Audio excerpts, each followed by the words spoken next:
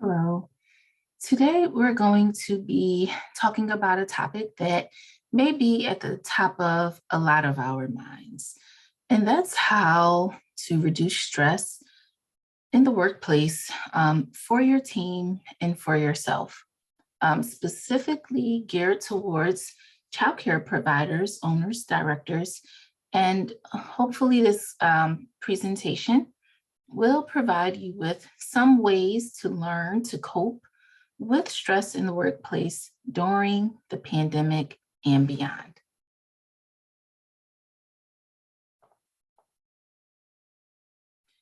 During today's session, we will talk through some topics. We'll give an introduction, but we'll also go through learning how to recognize stress in the workplace within yourself and employees, what you can do to alleviate stress for yourself and your employees. So, some strategies on ways to do that.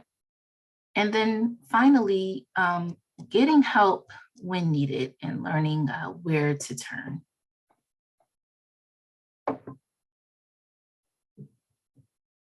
Childcare can be a rewarding career that enables providers to affect the lives of children and ultimately make their world a better place. However, childcare also comes with a great deal of stress. Positions are typically underpaid with long hours, and there is a need to be extremely attentive and deeply invested at all times. Through the COVID-19 pandemic, the stress has been particularly acute as providers and teachers themselves need to remain constantly vigilant to ensure the heightened health and safety of themselves, their staff, and the children in their care. And this is all on top of their normal responsibilities.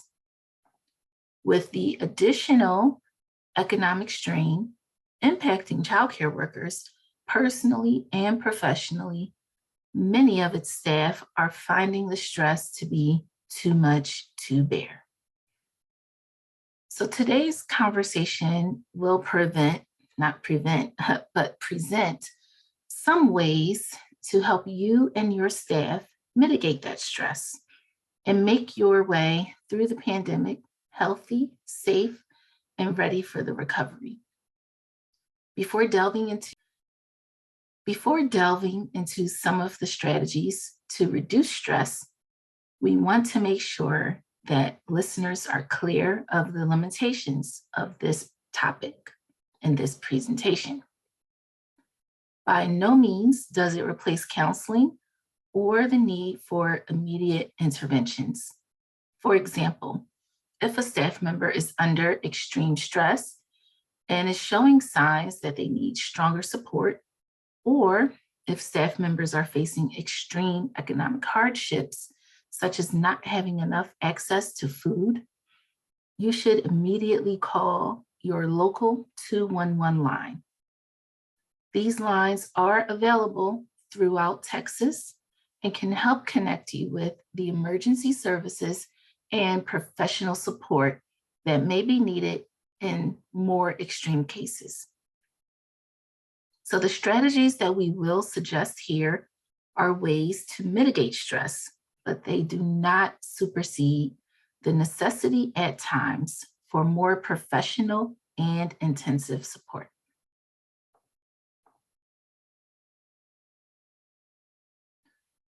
So you may be asking yourself, how can I recognize stress in myself and employees?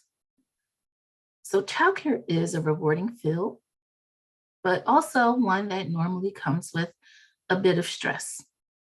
But in the pandemic, we need to recognize that there's even greater stress put upon childcare staff and owners. And these stressors manifest themselves in behaviors that you can see in your staff. According to the Centers for Disease Control, the CDC, here's some warning signs that you should watch out for. So if your staff display irritation, anger, or denial, that you're even upset. If your staff appear uncertain, anxious, or nervous, express feeling tired, overwhelmed, and that, they just aren't motivated. Communicate that they're burnt out, reports of trouble with sleeping or focusing, and appearing sad or depressed. It is important to know that many of these signs can come on slowly over time. A given staff member may seem a little sad one day, but the rest of the week be fine. And then over time, it's 2 days, then 3 days, and then before you know it, every day. It's important to watch for these signs, not only at one point in time, but look at how they may change and grow as the pandemic continues.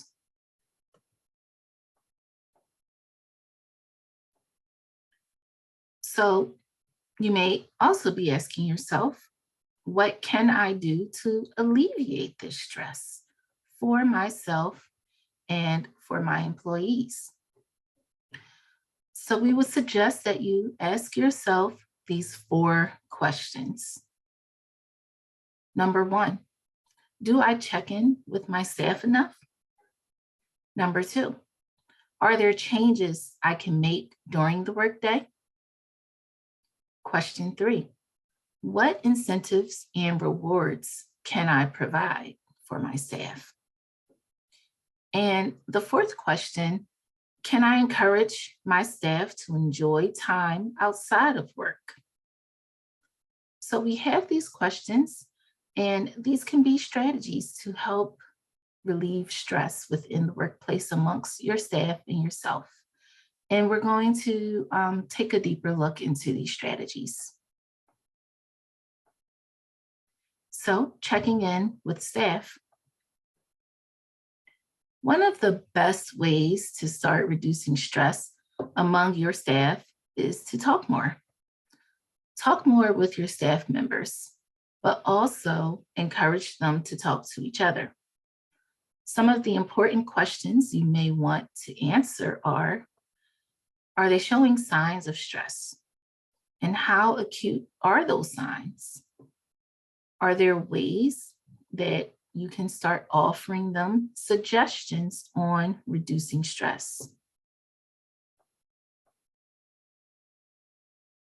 So we'll share more about ways to reduce stress later on in this presentation. But as a starting point, even in these conversations, showing that you care and that you're concerned becomes a valuable way to start improving the situation for your employees. So when checking in with your staff, just ask them, how are they feeling and doing? What is causing the greatest stress for them in their day? How to mitigate the challenges that's causing this stress? And if they have ideas about how to reduce stress, it could definitely and should be a collaborative conversation with your staff member regarding these items.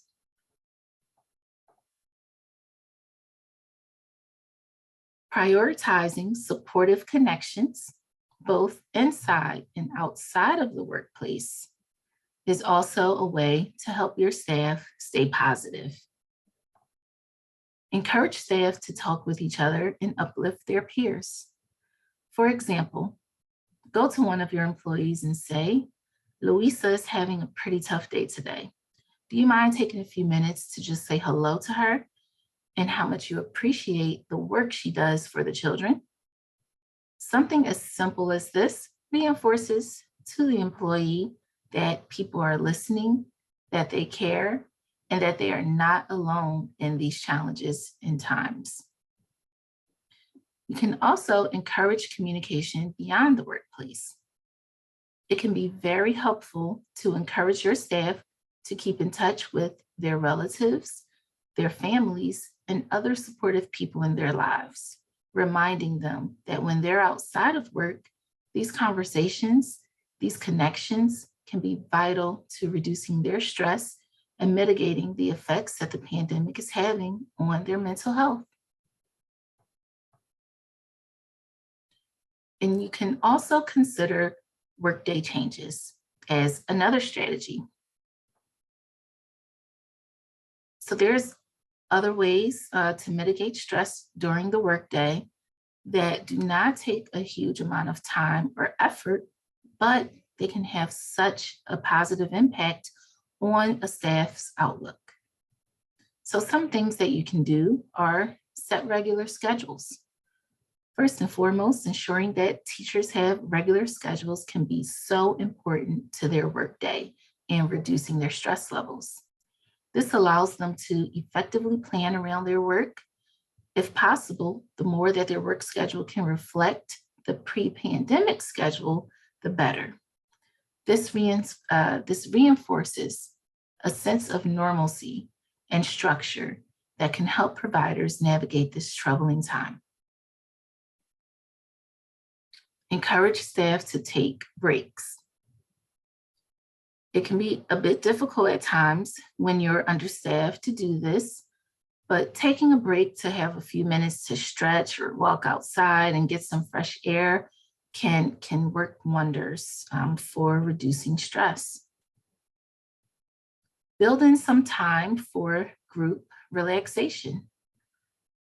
So additionally, within the workplace, you may want to find opportunities for small groups or even the whole team to get together right before or at the end of a workday or midday to do some group activities. Things like yoga, quick yoga session, or an exercise session, or even a mindfulness meditation, just to relax for a few minutes and breathe together. These activities do not mean that you have to bring in a paid instructor from the outside. It can be as simple as jumping on a quick YouTube, free of charge, practicing yoga, or using a free or low-cost phone app like Headspace or Calm to take your team through a guided meditation for just 10 or 15 minutes to help them further relax. You can also encourage your team to take paid time off. Again, we know that this is particularly difficult when so many childcare businesses are understaffed. But this time away from work is also crucial for keeping their time at work most effective and healthy.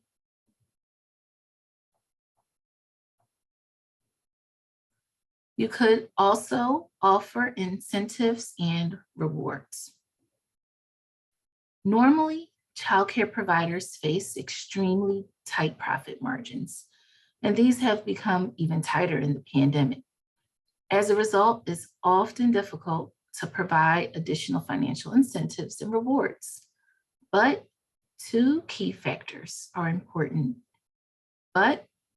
several key factors are important to keep in mind when it comes to incentives and rewards that can help motivate your staff. So there's simple, cost-effective gestures. They do not have to be things that are large or cost prohibitive. It can be something as simple as a monthly or weekly pizza party during the week, or providing DoorDash gift cards once a week or a month to your employees so that they can get a night off from having to cook at home for their family and friends, for their family, and take a few extra minutes to relax and unwind after the day. You can provide opportunities to learn. Through the Texas AEYC Teach program, your staff can get scholarships and support to increase their education and feel the rewards of improving themselves in their career. Again, these incentives are ones that can have a tangible benefit on the individual's self-esteem, self-worth, and in turn, their morale. It's also important to keep in mind that with additional funding flowing into the childcare system, like those dollars coming in from the Child Care Relief Fund from TWC, these can be used to provide incentives. In another guide, we've talked about how you can do temporary pay increases or bonuses, which show a great deal of recognition and appreciation for the extra effort that your staff is putting in during this time. You can find that guide at childcare.texas.gov. The additional funds from relief dollars can also be used for substitutes or temporary staff members to provide mental health days on a rotating basis for your staff, or to compensate your fees when you close an extra day to allow staff to have that day off that isn't a vacation, isn't sick leave, but just a day to collect themselves and get back into stride in such a challenging time. And you can also encourage your staff to have time outside of work and use that time to do things that promotes their mental health, to know and have reinforced ways that they could use their time outside of work most productively. So you could suggest things like breaks from the news. The CDC and other sources have shown that repeatedly hearing, reading, and watching the news on television or social media, which can often be very disheartening about the pandemic, can further erode the positive disposition of your staff. Emphasize consistent home schedules. You may also want to encourage your staff, similarly to what we described for the workday, to create a schedule at home, something that provides regularity and includes time with family, one that has time outdoors if possible to get fresh air and see everything offered in the outdoors, which has been shown as a good way to reduce stress. Encourage staff to continue hobbies or other activities that they enjoyed pre-pandemic and help them relieve their stress. First and foremost, for these schedules, as with one at work, we suggest that they try to be as normal as they can, as pre-pandemic as they can, to ensure that there is some sense of what was normal and typical before the pandemic, every day and every week.